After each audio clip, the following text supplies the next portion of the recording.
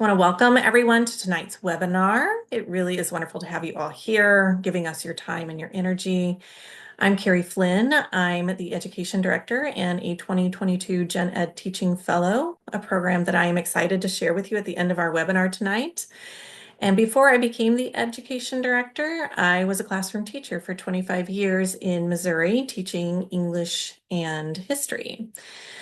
And just a little bit about the GenEd.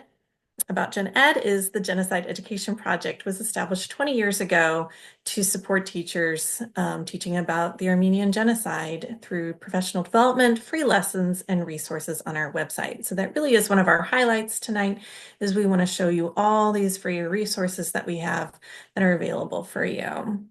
You can see on the left kind of what our goal is for the evening. If you weren't with us in October for the pedagogy webinar, we'll try to catch you up very briefly, and we'll also share a link to that recording in case that's something that you would like to pursue later. For tonight, if you have any questions or comments, please feel free to drop them in the chat. We have different intervals where we will stop and take questions. Seta is manning the chat tonight, so she'll be sure to help me regulate and monitor the chat and make sure that I can address all of your questions or comments. So just to review, in case you weren't there or if you just need another review, we will be implementing a sound pedagogy tonight. It's crucial to supporting our learning as well as our students, and also being mindful of our own and our students' psychosocial development, watching out for trigger warnings, and embracing our policy of safely in, safely out to help students and teachers feel supported and more comfortable when working with difficult topics. And Sada, if you wouldn't mind dropping that link into the chat for me. This is the link to the previous webinar where I talk about pedagogy and the stages of genocide and the Genocide Convention in more detail. So on your screen, you see the Genocide Convention. This was created in 1948 by Raphael Lemkin as part of response not only to the Holocaust, but also to the Armenian Genocide. He began his study of what had happened to Armenians shortly after World War I, and was very concerned how the crime went unpunished. So he worked tirelessly to create this convention, which we still use today. This is a legal definition of genocide. And in order to meet the standard, it really is the intent to destroy, and only one of these markers has to be met, though we know that usually in genocide, many of these markers, if not all of them, are met.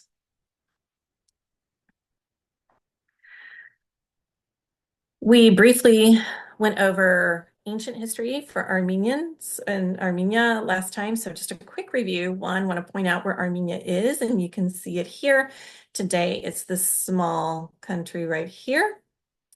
But over millennia, it was very big, and it changed shape over time as different kingdoms and empires rose and fell. And so Armenians are indigenous to this area of the world in what is present day Turkey and Syria and Iraq and Iran and Georgia and Azerbaijan and Armenia. So it's a very interesting way of looking at how our communities and our populations interact over time, especially when we consider all of the great empires that have been in these areas. Armenians were the first nation to adopt Christianity as a state religion in 301 AD, and their culture and language reflects these ancient connections even today.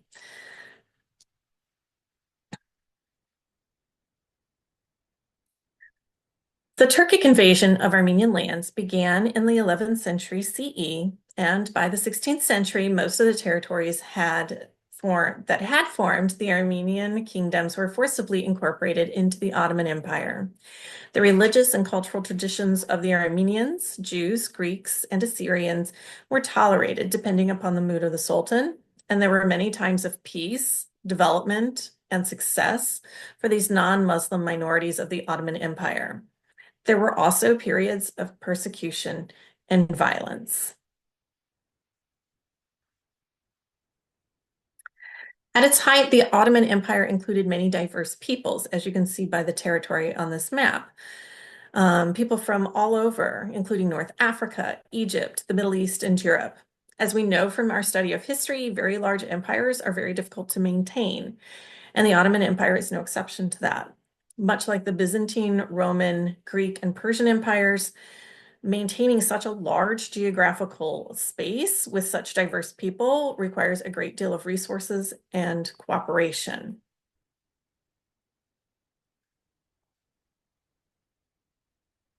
Our first lesson that we're going to talk about tonight focuses on humanizing history, because this is an important way to change statistics into people, as well as to help our students identify with different people from different cultures, time periods, religions. A great way to begin a unit on the Armenian Genocide is to use this lesson, The Armenian Life in the Ottoman Empire Before 1915. It is a free download on our website. So if you would please grab that link and download this lesson. This activity can be used as a gallery walk in your classroom. It can be a primary source photo analysis. You can also share these pictures digitally with your students. And what I would like to do for the next few minutes as you're downloading this and looking through it, I would like for you to look through all of the pictures and just kind of take them in. What your job is tonight is to take in these pictures, but then choose one. And you can choose that picture for any reason you want, but choose it as your quote unquote favorite. And it can be that it stands out to you for whatever reason. It doesn't matter. It can be very personal to you why you choose that. And then we're going to come back together and kind of talk about our selections and where we're going from here. So just take a few minutes to do this, please. Okay, Sherilyn is interested about the woman, Merobi Sahagan, who played the male role of Hamlet. Isn't that a fascinating picture? And you'll notice that she's in there twice because I just really found this very interesting. But the time period, right? Like she's playing a male role, not just a role, a lead role. Um, that's really so forward, right? That's so fascinating. That's a great choice. Thank you for sharing and being brave to share. I appreciate that. Well, I was really interested in the picture. Looks like several generations of like Armenian women, kind of all connected, Yes. sitting together. Like I Yes. guess like I was interested in that, and I was thinking to myself, oh, this looks like, many generations of women, and I was just kind of wondering a little bit more about them. If they're all, I'm assuming they're all connected by family, but not knowing for sure. Hmm. And I just was drawn to the picture because I thought, oh, this is like multi-generational. Oh, that's There's like excellent. I some like, power in that. right. Like the documentation through a photograph. And I think that's really important to point out to our students. Like this is documentation of their lives. And these are family, for the most part, family photos. So yes, that's a very safe assumption that that is a family of women. Um, Excellent. Thank you for sharing. Jacqueline pointed out the family photo where they're all hugging, and it's just kind of this really cute, almost modern, themed photo where they're being a little bit goofy and cheeky. And I think that is really interesting, and a great choice. Thanks, guys. I'm going to show you my choice just for fun. It's the donkey, and the woman on the donkey. Hang on, too fast. And I chose this personally because we have a pet donkey. He's not rideable because he's too short, but here she is riding this noble steed. And I just think that's marvelous because I also would like to ride my noble steed, but my feet would drag, so it's problematic. Um, so your task with your photo for the rest of the night is to keep it handy. So like just minimize your screen or pull it over somewhere and just kind of keep it pulled up. It can be in the background, that's fine, but just something that we're going to come back to it a couple times. So making it accessible will be much easier. So life in the Ottoman Empire for non-Muslim minorities has its challenges. They're called gavur, which means infidel. And Armenians, Greeks, Assyrians, Jews, and other non-Muslims were treated as second-class citizens under Ottoman law. They were forced to pay additional disproportionately high taxes. They could not own guns. They could not ride horses. and they could not provide testimony in court against Muslims. They faced a myriad of restrictions that their Turkic neighbors didn't, and they had no legal recourse for transgressions committed against them by Turks or Kurds. Which essentially means that if a Turkish person wanted to steal from an Armenian or an Assyrian or another minority that's non-Muslim, that non-Muslim had no legal way of regaining the property. They had no legal recourse. It was just what it was. So under the authority of the Sultan, vilayets were established and administered by the Armenian Church. This permitted a bit of autonomy for Armenians when dealing with everyday issues in their communities, and especially in the rural Armenian highlands in what is today Eastern Turkey. Some of these vilayets were majority Armenian, some were majority Turkic, and some were very evenly mixed. So the makeup of these communities varied, as did their neighborly relations. And thanks in part to Christian missionaries scattered throughout Turkey, many Armenians had access to Western education and communities, and this helped them thrive as merchants and businessmen. Armenians were typically better educated than their Turkic neighbors because of these missionaries and the schools they created. They made up a substantial part of the middle class and were skilled artisans as well. Armenians were also farmers, shepherds, and peasants. So we see a very wide swath of the population of Armenians in very different roles, just as honestly we would expect most populations to be in different roles and social classes. The Treaty of Berlin in 1878 replaced the Treaty of San Stefano, and it's important because it's going to create some underlying tensions. This treaty, the San Stefano, had concluded the Russo-Turkish War. The Treaty of Berlin reversed all the land gains that the Russian Empire had made in the war and returned those territories to the Ottoman Empire. The European powers who were instrumental in creating this treaty were weary of Russia gaining more lands and power. However, they also didn't like the Ottoman Empire. So it's interesting that they gave these lands back, but they viewed the Ottoman Empire as the sick man of Europe. So they were anxious to claim these lands for themselves when the empire collapsed. So they added a clause into the Treaty of Berlin that the Sultan, because he had those lands returned back to him, would provide more rights for Ottoman Christians, including civil rights and fair taxation practices, as well as he would provide protections to these Christian minorities from tribal attacks. This call for protection of Christian subjects by the European nations was not well received by the Sultan, as you might imagine. So Sultan Abdul Hamid II, who distrusted this interference in the management of the Ottoman Empire, resented the superior attitude of the Europeans and their territorial desires. And that creates a strain in his relationship, which was already very strained, with his Christian minority subjects. He is now a bit paranoid of them, wondering if they are in cahoots with these European powers.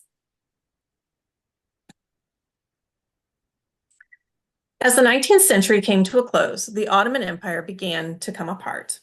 Different ethnic groups were vying for more rights and input into the government. As Arabs and Jews and Christians and even Turks began demanding more civil rights, the Sultan fought to maintain his authority. By leaning into prejudices that were bubbling under the surface, the Armenians were painted as agitators. In 1894, a series of massacres erupted across the empire. These are called the Hamidian massacres. These government-supported pogroms were carried out against Christian minorities. Assyrians, Greeks, and Armenians were targeted by Turks and Kurds. Over the next several years, 100,000 to 300,000 Armenians were murdered, their property looted and destroyed. The Turks and the Kurds who carried out these massacres were not held accountable, even though these pogroms were reported in the international press. The international community decried these events, but the European powers who had taken such an interest in the rights of the Ottoman Armenians when writing the Treaty of Berlin took little to no action beyond their condemnation. So the European powers, though it may seem like they were intending to protect the Armenians, didn't follow through on that and didn't hold the Sultan accountable for that. In 1908, the Young Turk movement, an ideological reform movement, combined with the Committee of Union and Progress, overthrew the Sultan, and they institute the Second Constitutional Era. This ideology is very attractive to many Ottomans, including Armenians and other minorities, as it represented an opportunity to gain equality and civil rights. This is a period of active political engagement, especially in Constantinople among Armenians. There was reason to hope for a better future based on the promise of the Young Turk movement. And while some Armenians supported the movement and were very actively involved, we know that some were not involved and some were not engaged in Ottoman politics. And this we would see as a very normal trend for people. The reason I'm pointing these out to you is that when we get into denialism, because the Turkish government denies its action that it committed genocide, some of their denial tactics point out that Armenians were subversive and that they were revolutionaries. And while we know that some Armenians did engage in politics, we also know that some did not. So to paint an entire population in one swath, we know historically doesn't work. And so that's what I'm wanting to point out to you. So all of this optimism the Armenians might have had about the Young Turk movement and about coming into a modern democracy and Turkey and the Ottoman Empire becoming modern, this comes crashing down because a counter coup to reinstall the Sultan erupts in April of 1909. To punish and instill the fear into his subjects, the Sultan unleashes a wave of violence against Christians. This is partly because we understand the use of scapegoating.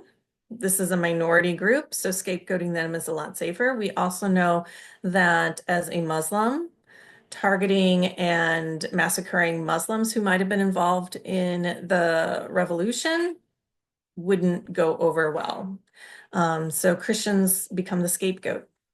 30,000 Armenians were murdered and half of Adana was destroyed, as well as many villages in the outlying area. Eventually, the Sultan and his followers are defeated, and the Committee of Union and Progress comes back into power. But this time, the more conservative factions within the government seized power, and the CUP became a de facto authoritarian regime led by three pashas, Djemal, Enver, and Talat. In 1912, the Balkan states of Bulgaria, Serbia, and Greece fought for and gained independence from the Ottoman Empire. This humiliating loss of nearly all of its European holdings led to a nationalistic pan-Turkic attitude throughout the empire with the slogan, Turkey for the Turks. It also created an influx of Muslim refugees from those territories who were fleeing persecution from newly formed Christian majority governments. Christian minorities, including the Armenians, fought for the Ottoman Empire in the Balkan Wars. However, suspicions of sabotage began to emerge, inflamed by government propaganda and Armenian resistance to the resettlement of Muslim refugees into their communities, and in some cases, into their homes. This dispossession and population imbalance was intentionally planned by the CUP. So as early as 1912, we can see that the Committee of Union and Progress, the government responsible for the genocide, is already making plans to perpetrate something. So let's take a moment here to switch gears. We're going to have a moment of survivor testimony. This is a great way to humanize history. This clip in particular is part of a 45-minute documentary, The Hangian Story. It shares the experiences of two Armenians growing up in the Ottoman Empire and surviving the Armenian Genocide. This first section that we're going to listen to is about their childhood pre-genocide experience, just growing up and living in the Ottoman Empire.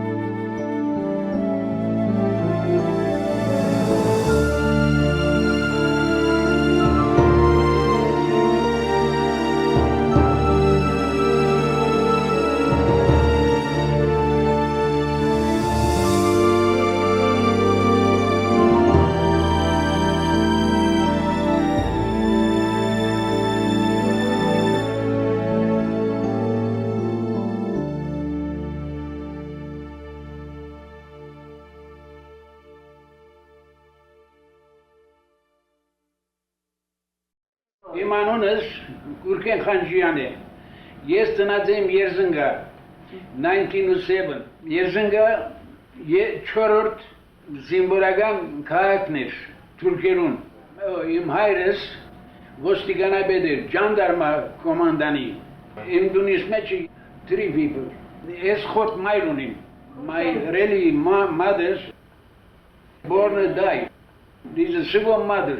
Իմ դունս շատ մեծ էր։ Երեք հարգանի էլ անտրանս մարբր, որտեղ մեր դունը երբ որ հյուրբուք եղեր 600 հոգիով ուկան եղեր, ժեներալներ, չեմ դեր ինչեր, իմ մեծ դեդես սուր ուներ, թակավորեն դրված, մինչև էսի դունիմ բադին վրա գախված էր, և էգով ոստիկանները պարև գուդային, ամպոչ հայերը արեստավոր էին, Խալեջի, ես գիտեմ, տեսակ արեստներ, ամենը արեստավոր էին, թուրքերը չէ։ Երզնգային դուրս, մենք ունեինք մեծ ճումը, որ մեծ դեդես շնել դված է այդ ճուղը, անունը Մեզիր է։ Եվ այդտեղը գուկան եղեր շաբաթներով քեֆ կնեն եղեր թուրքերը, փաշաներ, հայրս գյանքս լավ էր։ Ես ծնած եմ 1912 սեպտեմբերին եւ անունս Մալվին է, ծննդյան անունս Մալվին է Փափազյան է։ Ուրեմն ամուսնության մագանունս Խանջյան է։ Բայց ես աքսար ծնած եմ, որ Իզմիրից Չրչանն է։ Իզմիրը մայրաքաղաքի պես է եւ իրեն շրջանները Աքսար, Մանիսա եւ այլն քաղաքներ է։ Հորս անունը Պետրոս Փափազյան էր, հայրս իսկական դիպլոմ առած բժիշկ էր։ Մայրս շատ զարգացած կին էր։ Մեր ընտանիքը ուրեմն գփականա քույր, մեկ եղբայր, հայրս, մայրս եւ մեծ մայր մնալ ունեի։ Իմ 1915-ին Աքսարը, Մանիսան, Իզմիրը, այդ շրջանները ամբողջ աքսոր չքնած, no աքսոր։ I think it's really important that we share these kinds of stories with our students so that they don't come up with the idea that it was always awful, like all the time was awful living in the Ottoman Empire as an Armenian, because it wasn't. And in my classroom experience, you know, I often had kids ask, you know, why didn't they just leave, especially after the Hamidian massacres, like, why don't they just leave? And that's complicated. It's complex. Like, why do they not leave? And it's so multifaceted because this is their home. This is their homeland. Maybe those massacres didn't happen in their community, so it's not really real to them. They would have to leave their entire families behind. You know, immigration and deportation, these are really difficult things to do. So this kind of gives them that lens of it wasn't always awful. And so this is why they may not be even thinking about immigrating or leaving where they live. Okay, so that takes us to our first questions and discussion break. I would invite you to look at the picture that you chose for the Life Before activity at this time and think about how the image and activities that the people are engaging in fit into the history that we just covered, and how might it fit into other genocides that you are more familiar with. So as we begin the next part of our webinar, I do want to remind you that this can be a very triggering topic. We will be talking about murder. We will be talking about sexual violence. And so these can be really difficult topics for us to process as well as for our students to process. So we want to be very cognizant of that. And I want to honor that with you tonight, so that please feel free to do what you need to do, step away, whatever, to safeguard your mental health. And, you know, if you can handle so much, but not all of it, that's absolutely okay. Do what feels right for you. I want to give you some guidelines on the pictures and images that I personally select. I follow a rule of these pictures of victims these victims could not consent to those images being taken. So it's important in my mind to respect them, even if they are in the images alive, but in different stages of dress, to honor them and to make sure that I'm using good judgment when I'm selecting pictures to show my students. There are plenty of pictures out there about the genocide that are gruesome. I tend to not use those in my classroom because if my students want to see them, that is a choice they can make on their own and they can go look for them. They know how to use the internet very well. But I also explain to them that this is about maintaining these people's dignity, even in death. So that way, when they're out looking at pictures, they are doing so in a respectful manner. So just a little advice. It just, it keeps the pictures from turning into jokes or entertainment or something dark. So just be mindful of those things. This picture is from 1914. It shows off the staff of the Armenian volunteers as a cavalry unit. So it's 1914, this is World War I.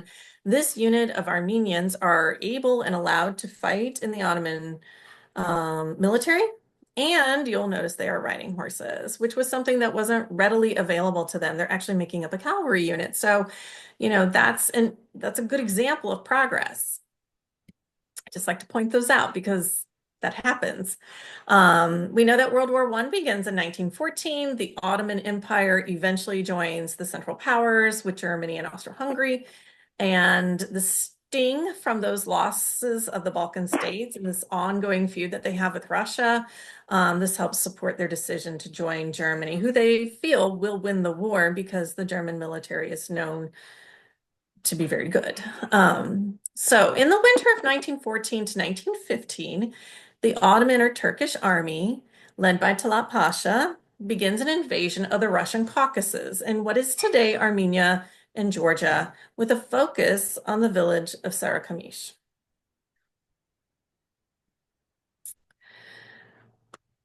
So the Ottomans make a mistake in that they go to fight the Russians during winter, and they go into a mountainous area that experiences winter in winter. And this does not go well for them. Their military is not equipped to be fighting a war in winter in the kinds of conditions that they experience up in the Caucasus Mountains. So they suffer a catastrophic defeat at Sarakamish and another in a different front at the Suez Canal, as the British try to push the Ottomans out of Egypt. They are also facing attacks by Great Britain and France in April of 1915 at Gallipoli, and the aim of the Allies is to knock the Ottoman Turks out of the war. However, Ottoman allies Germany, they are supporting their infantry, the Ottoman infantry with advisors, weapons, and aid, and they are helping prop up at least the Eastern Front of the Ottoman military.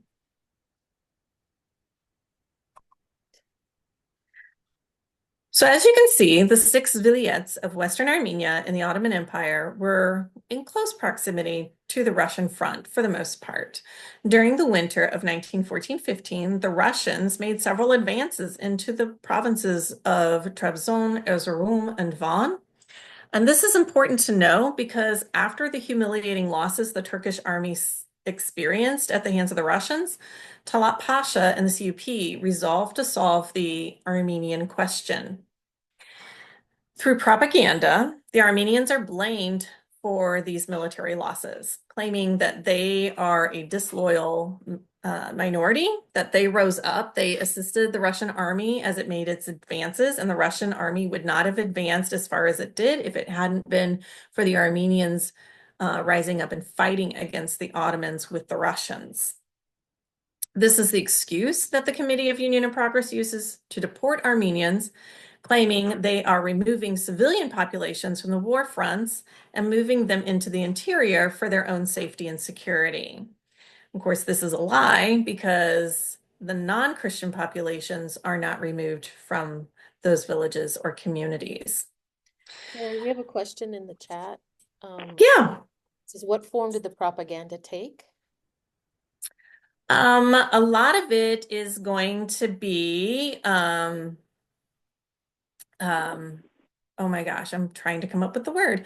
Um, like word of mouth, and also through some of the town criers would spread the news that way, because how they got news in the Ottoman Empire back in those days was a little bit different than maybe what we do today. So this would be communication through telegraph and into those communities where one of the pashas would telegraph into one of the governors or the beys and say, you need to be watching for Armenian insurgency, and maybe you should do some arrests, make sure that they know that you're watching. And so then that administrator would then pass those rulings down into the community. Does that help? And actually, before Dekran there is talks, one other example. okay, this is Dekran Kaligian. He is our professor. So please, Dekran, tell us.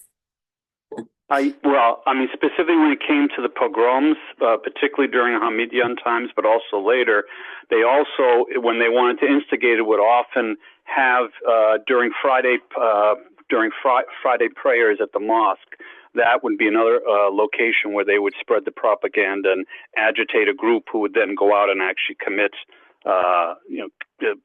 massacres or beat people up or whatever it might be. So that was the other means. Good. Thank you, Dekran. And Dekran is one of our GenEd experts. So I know he's a disembodied voice right now, but he is, and I appreciate that insight, Dekran. Yeah, so one of you pointed out this is a lot harder to record as evidence. And I don't know if they were thinking even that far ahead as evidence, but it definitely does make it difficult. When I would teach the Holocaust, I would go in and find these propaganda posters that the Nazis made, which are so easy to find. And finding this is really very different. It's a very difficult endeavor. We do have a couple materials on our website.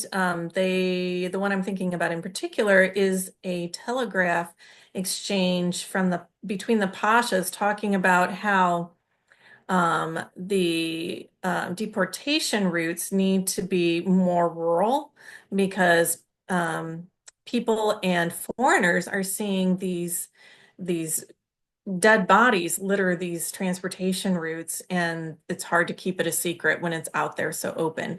So at that point, we know that they're trying to be at least a little bit more secretive, but they're not as overt in their cleverness, I would say, as the Nazis were in how they tried to mask what was happening. But that's just what I've discovered through my own work. Okay, good question, good discussion. All right. Okay. So Armenian men who were conscripted into the Ottoman or Turkish army before and during the war faced a new horror. After being able to fight alongside their countrymen, they were stripped of their weapons, and by March of 1915, they were relegated to labor battalions.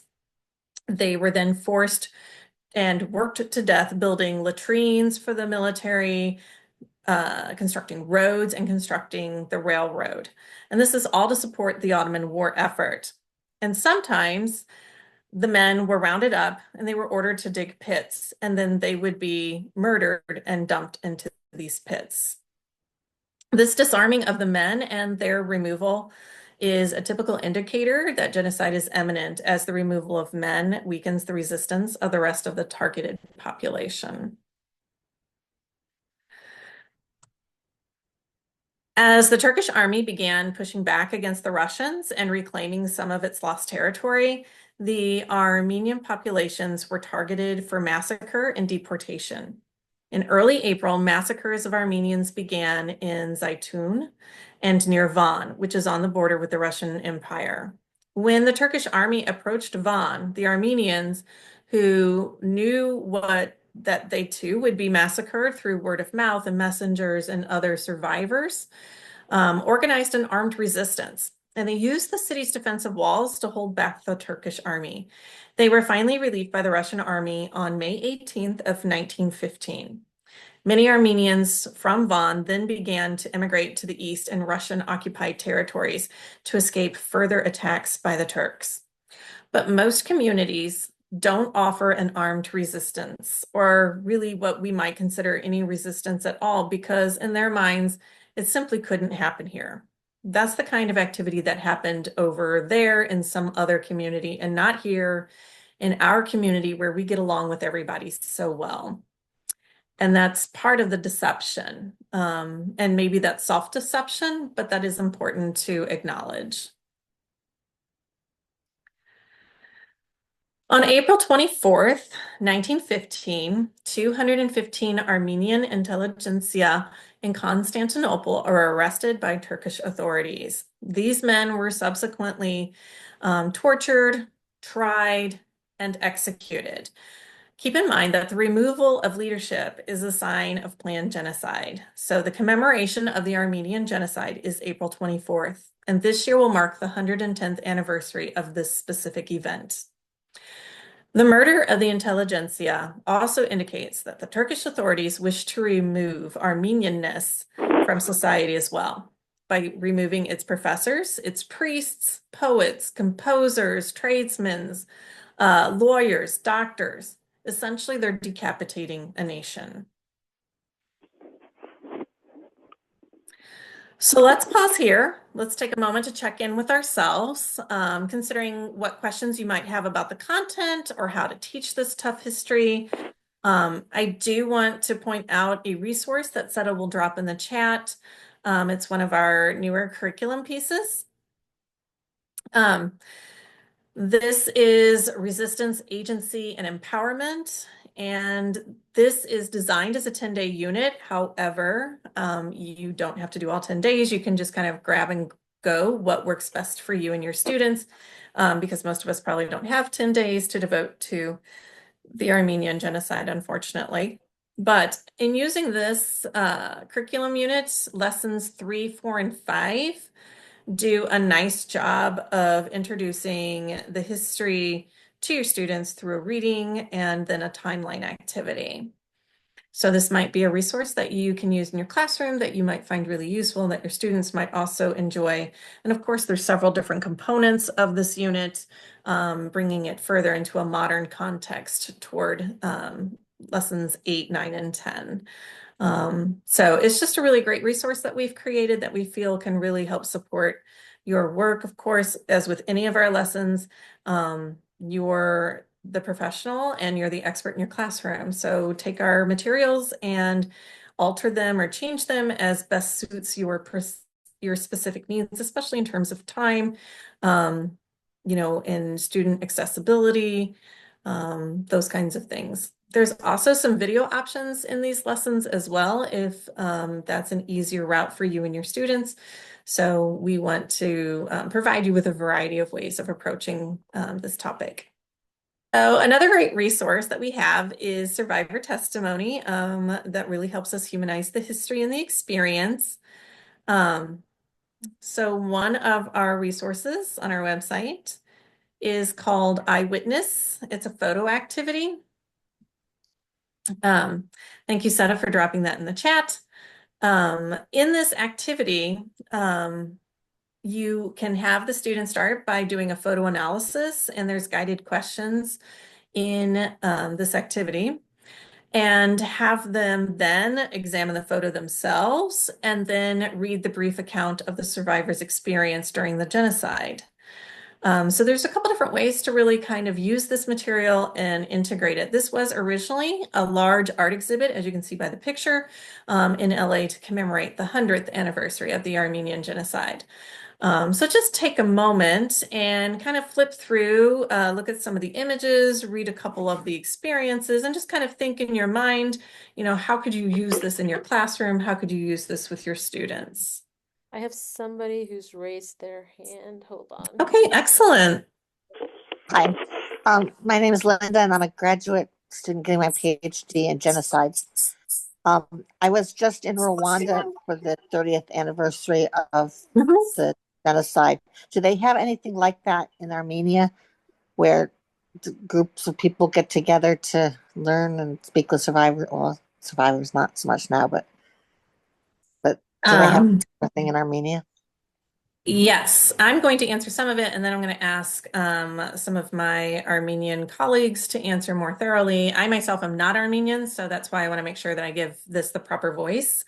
Every April 24th in Yerevan, Armenia, at the memorial, yes, they gather, and it's a huge collection of Armenians. I mean, it's an incredible sight. I know that in the greater LA area, they also gather on April 24th at certain locations and commemorate. I'm thinking they do that in San Francisco and probably in Boston too.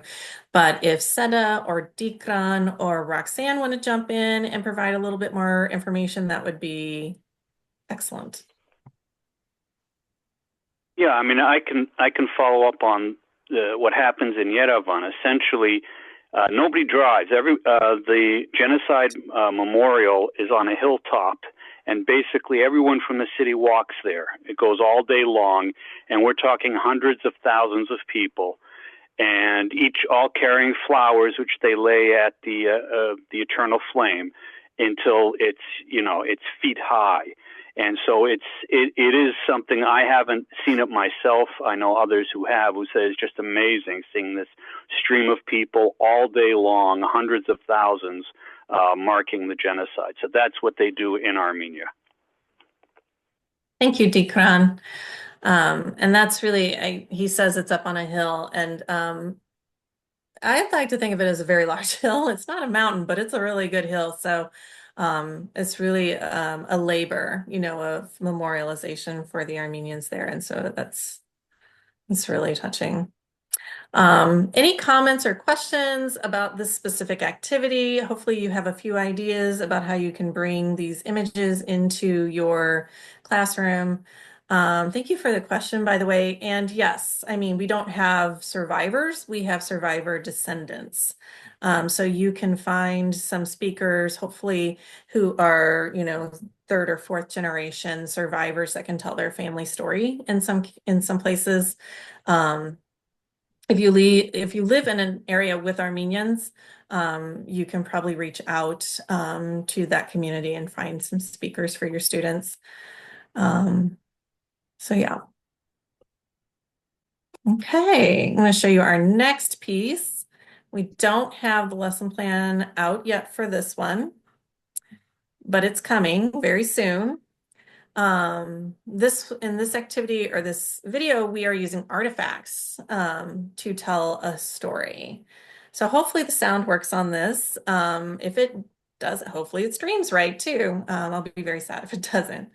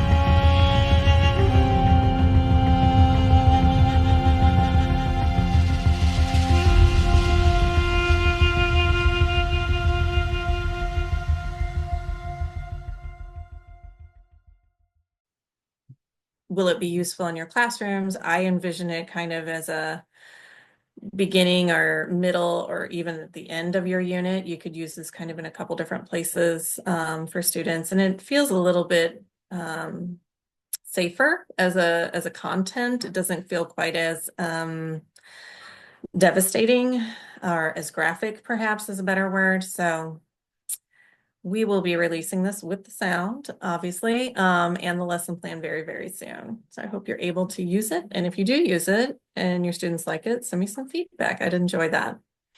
This is the second clip from the Hanjian story. We watched the first clip earlier. They talked about their lives before the genocide. In this clip, it's about 5 minutes long. Again, this time they're talking about the removal of their fathers. And so this is a lot more emotional as a clip. So, be mindful of that if you choose to grab this and show this. We will have all of these resources curated on a document that we will send you in a follow-up email. So please don't worry about not getting the link here. We will definitely take care of you. It's a really compelling testimony and it's really powerful, but you do need to be mindful that it can be triggering. These are adults who, as you saw previously, they're like grandparents' age, right? They're older, but they still cry when they talk about these events. And sometimes that really upsets our students to get to the gravity of this. O anzengeri şadun sabaki danak bilem çıketsin. Baderazmen araç amboş dunero puzar geçsin. Menzer darin. Kanim amis verçe. Hayrun ama geçsin. Şotu daregani. Hayrıs yapır tuna boretsin. İvan tanos dareren borbeste bağarire. Չարտերեն մեկ ամիս, երկու ամիս առաջ թունավորեցին հայրս և ադիք իդեմ պերին մեր դունը մերել է դարին թաղեցին և մեզի մունետի կկանչես, որ պետք է հայեր ամպողջը երկրեն թուրս պետք է ելլա եկան դուները քննեցին մեր դունը չեր պասվեց, զարգին պացին, խորայրս անդե մարեցավ, մարերը, բերջում բես մեկը խաղայինք դուրսը, վազեցինք եկանք, մայրենից պրնեցինք, ոտքի գեցավ, ժանդարմաները սա որ շուտ, երկու ժամեն, ամեն բան բիցկեք, դուրս պիդելակ։ Լատ լվացողը լատը ծկեց, Հացե փողոթոնին մեջ հացը ցկեց եւ ամեն սա դուրս ելանք Մենձերը դարին պանդերը լևցին յոնքներին քաշեցին հավգիտրին պաներունդագը զենքունիկ մուրիշտեղեր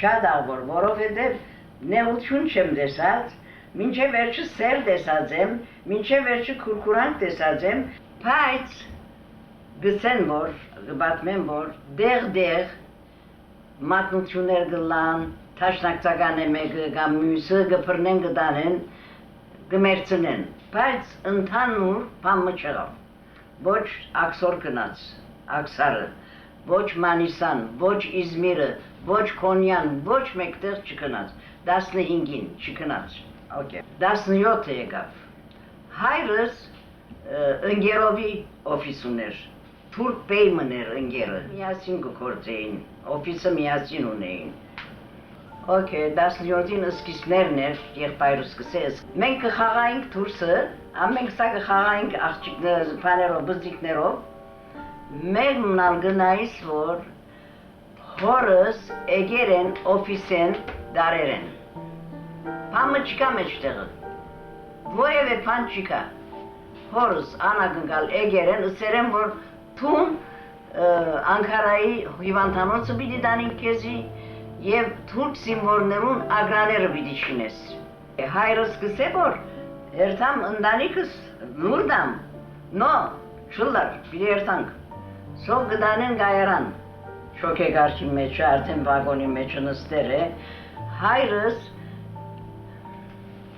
բադուանն գնայի որ մեկը տեսնա որ մեզի լուր գրգեն մորս եկեր լուր դվերեմ որ ամուսինը բռնեցին գտանեն որ շոկեգարքին վագոնի մեջն է ցեզի գսպասե որ աչքը ջամփա գլուխը բադուանեն աները ցեզի գսպասե պլիզ չուդրե եւ գիտես գայարանը մեր դունեն շատ հերու չէր բայց բավական ջամփա էր մայրս խենթի պես մեզի փողոցեն հավաքեց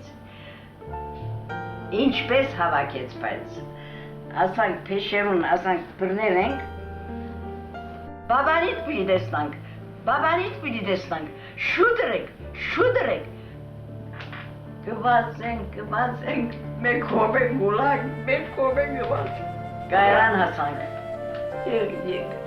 հայրս տեսնաս մեզի տեսավ ինչ ուրախ ամիջապես բաբանին ցերկերը հանեց մեզի բաբդվեց սկսավ համուրել մայրս տեսնե խենթեցավ ինչ ըրելը չէր գիտեր որ սա հոգ մնեք ես կուքամցավ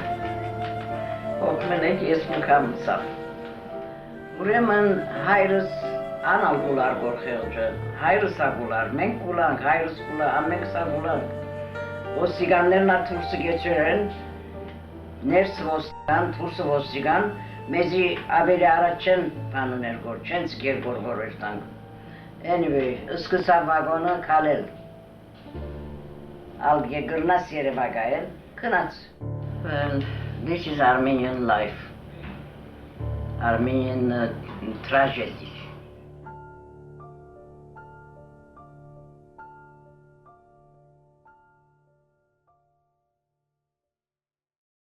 So let's talk about safely in, safely out. We've just spent a lot of time talking about genocide.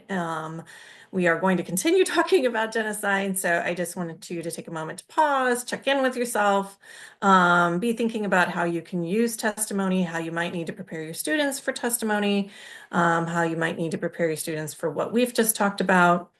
Another great resource for survivor testimony is the Shoah Foundation's Eyewitness Portal. If you're familiar with that, then you're already using it and you're on your way. And if you're not, just go ahead and give it a little Google. It's called Eyewitness, and in it, it has curated clips of survivor testimonies. They are already curated for you. It's very easy to search them, kind of thinking about what in particular you want a survivor to speak to. They also have some different online modules to help support student learning about genocide. So just another good resource that we collaborate with often. We are going to get into more of the graphic parts of this genocide. So I do want to caution you on that. We are going to talk about some things that can be very difficult to talk about. So please make sure that you provide the space for yourself to be well. During the spring and summer of 1915, the Turkish gendarmes, which are like Turkish police, would enter village after village. They would arrest the Armenian men, remove them, and execute them. They would then announce that the remaining women, children, and elderly had a few days to pack up everything they could carry to begin a deportation march to the interior. The reality is this was a death march to the deserts of Syria. On these marches, Armenians had little food or water. These marches took months, and many Armenians died from exposure, starvation, and dehydration along the way.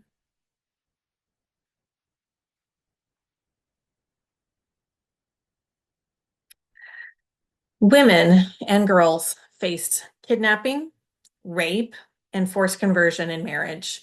Along the death marches, women were repeatedly raped by the gendarme, by Kurdish bandits. They were kidnapped. They were sold into sexual slavery. They were forcibly converted. They were forcibly married off. Young women, sometimes to avoid this fate, would tie themselves together and jump into rivers, drowning themselves.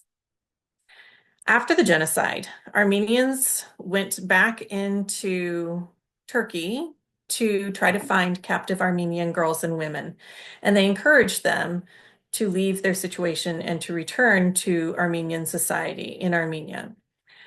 However, this is not just that easy of walking away.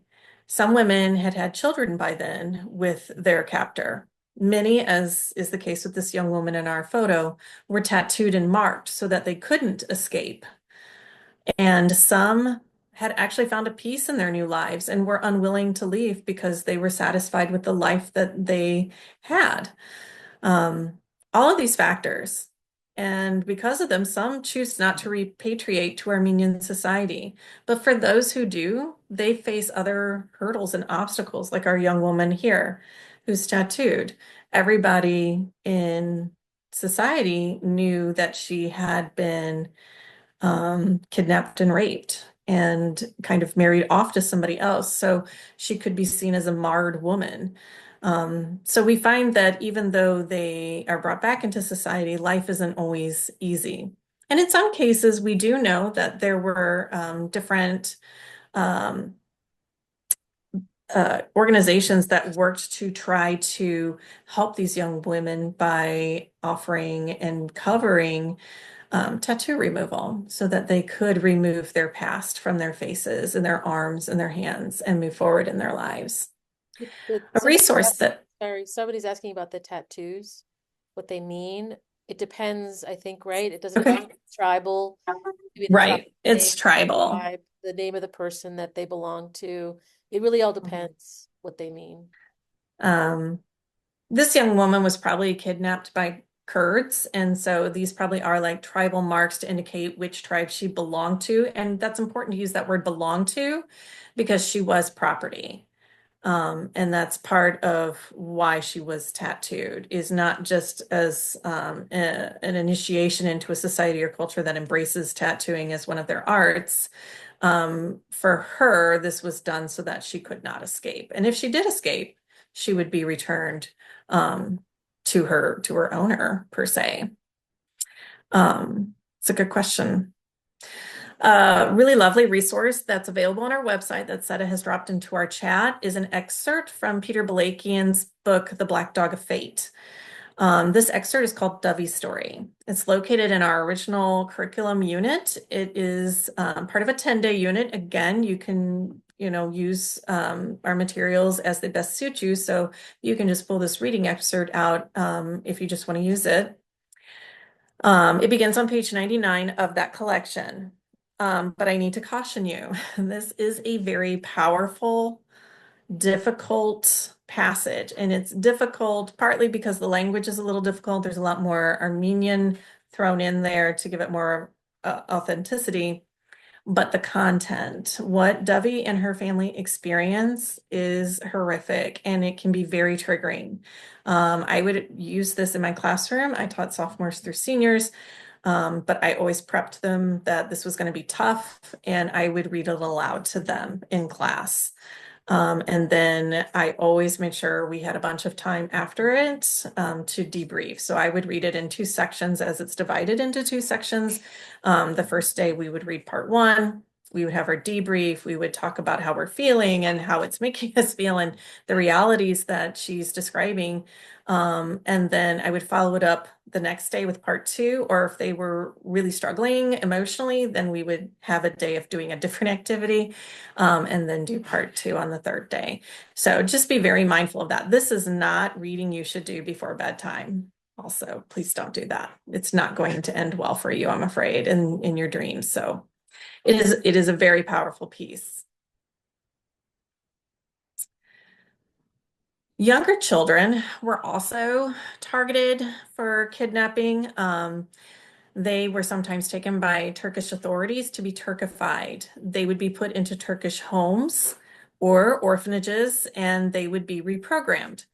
They faced beatings, starvation, murder if they refused to use Turkish or convert. Many of these children, when they enter these programs, don't speak Turkish at all. They only speak Armenian. So they face being beaten for saying anything until they begin to learn Turkish. So this is truly a horrific experience for children. I want you to take a moment, I'll quit talking, to read this excerpt from Goodbye Antura. It is available on our website. It's a much longer version on our website. And just so that you can get an idea of this experience.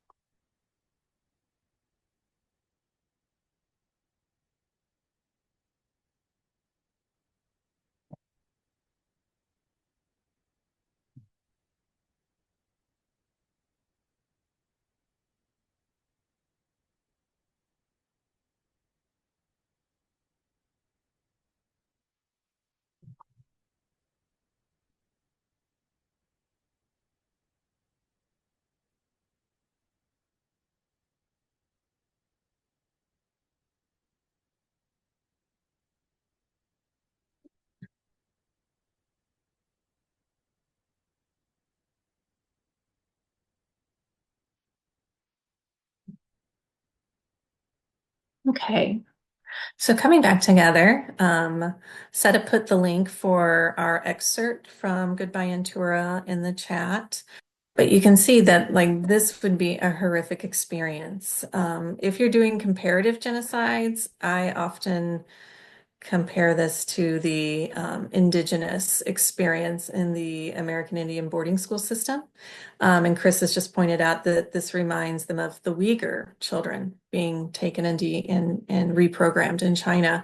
And this is actually a much more common part of genocide. Than what is typically thought of. This doesn't really happen too much in the Holocaust.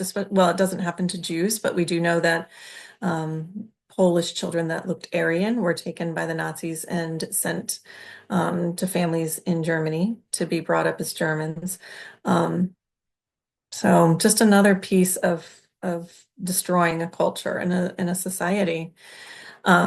We do know that many of the children are later repatriated to Armenian society, whether it's through different organizations that come and take over the orphanage, or if it's by Armenians who are out looking for these children in communities.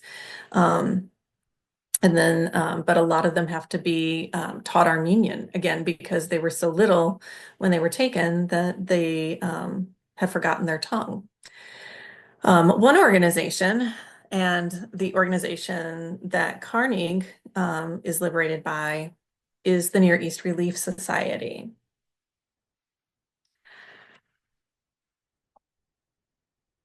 So thinking about what Americans knew, what was happening in 1915, because a lot of times our students do want to know, like, what did we know? Like, how did we respond? The US, the society knew a lot. Our population knew a lot about what was happening to Armenians because we were neutral.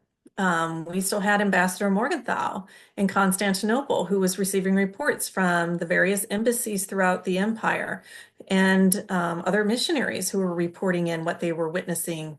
All of these groups did what they could to intervene on behalf of the Armenians. For Morgenthau, this meant meeting with the pashas, the actual implementers of the genocide, begging them to stop and trying to intervene on the Armenians' behalfs. These reports are carried by the New York Times.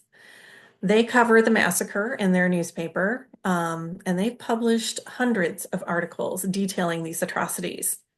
This information and this outpouring, this outcry, leads to the creation of the Near East Relief Society in Boston. And the goal is to provide relief to Armenians. This is a grassroots organization that worked to publicize the events of the Armenian Genocide, to promote US government intervention, and provide supplies to Armenian refugees and deportees. There are two lessons we're going to look at on our website to help students explore these two topics, but really to focus on what did Americans know and what did they actually do. And this is a great way of including the Armenian Genocide in your US history classes. The first one I want to talk about is the New York Times. And this collection of articles in this lesson from the New York Times illuminates what Americans knew. and how they responded to the Armenian genocide as it was happening.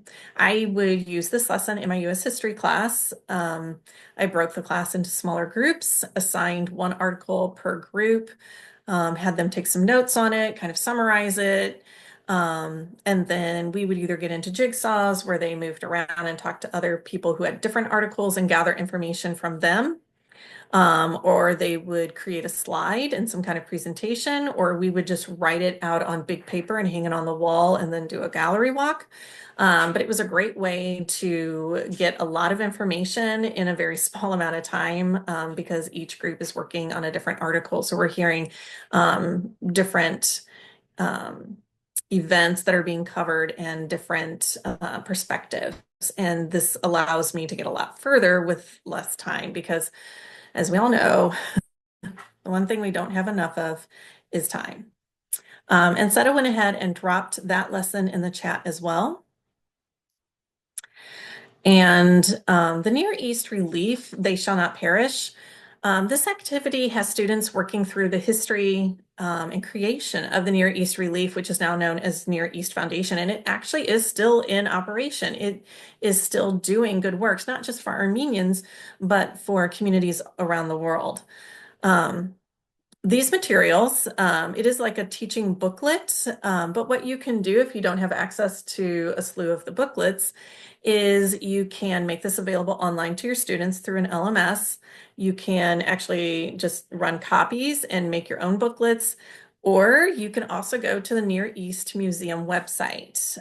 That's actually what these materials are based on. So your students could use that website with the questions that are provided in this booklet and kind of do like a web quest. And it's a great way to break them up into small groups and have them working together. You could even take sections of it and break the sections up into small, this group gets that section, and then jigsaw them back together. Just kind of trying to find a way to make it more time efficient, or to make sure that your students are really being actively engaged. But this is a great lesson when it comes to what did we do right. Like I said, I taught a genocide class, and by the time we get to the Armenian genocide, we've already talked about the American indigenous genocide, the African slave trade. It's not been going well for our country's history. So this is a moment in time where Americans are doing really great things, and it's a great way to look at what a group of committed people can do, and how just a small group of people can really change people's lives. So it's another great resource, and I know Seta dropped that one in the chat as well.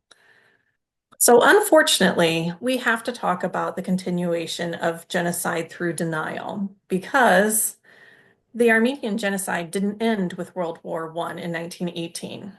Due to a lack of global accountability for their crimes, Turkish nationalism evolved into a denial of the Armenian genocide. Turks continued a campaign of violence against Armenians through 1922, when the newly formed Republic of Armenia was incorporated into the Soviet Union, and the borders of Armenia and Turkey were solidified in the Treaty of Kars. Turkish and Azerbaijani denial of the Armenian genocide has led to further geopolitical tensions, and it was a driving force in 2020 when Azerbaijan invaded Artsakh, which is also known as Nagorno-Karabakh. In 2022, Azerbaijan blocked the Lachin Corridor, the only route in and out of Artsakh, cutting the people off from food, gas, and supplies in winter. And then on September 19th of 2023, Azerbaijan invaded Artsakh, resulting in over 100,000 Artsakh Armenians fleeing their homeland for safety because they feared Azerbaijani genocide if they stayed. On February 13th, our webinar will focus on these two topics and the impact denialism has on geopolitics today, with a special guest lecturer, Taner Aksham. He is the director of the Armenian Genocide Research Program at the Promise Armenian Institute in UCLA, and he's widely recognized as one of the first Turkish scholars to write extensively on the Ottoman Turkish genocide of the Armenians. So we hope that you will join us on February 13th. It will be a really interesting and insightful conversation with Taner Akçam about this denialism. And if you're not familiar with Turkish denialism, it's really enlightening to understand how far they go and how deep they go to try to cover their crime. So that is going to lead us to the ending of our evening together. I hope that you had a really lovely time learning with me. I know that our topic is not always easy, but I really appreciate you staying engaged and staying in with us. I want to conclude by sharing this excellent program that we have.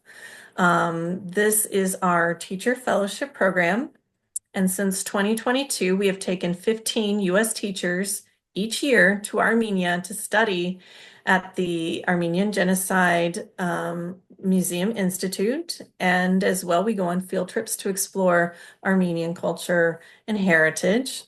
It is an intensive 10-day program made possible by donors, all inclusive, and best suited for teachers who already teach the Armenian Genocide and want to deepen their understanding. Upon their return, teachers will lead professional development in their regions to support teachers teaching about the Armenian Genocide. And applications are now open. Seda, I don't know if you were able to put the link in there, but I'm sure you were because you're amazing. Of course I would. She's put the link in the chat, so if you want to consider applying or sharing this link with someone that you think might be interested in applying, we would love for you to consider this. Our application closes on January 5th. And just again, thank you so much for being here, for learning, for taking this time out of your evening. I know that December is a tough month to be a teacher, so I really do appreciate this extra effort that you're making. We will definitely send you a follow-up email with links and connections to all the materials that we showcased here tonight.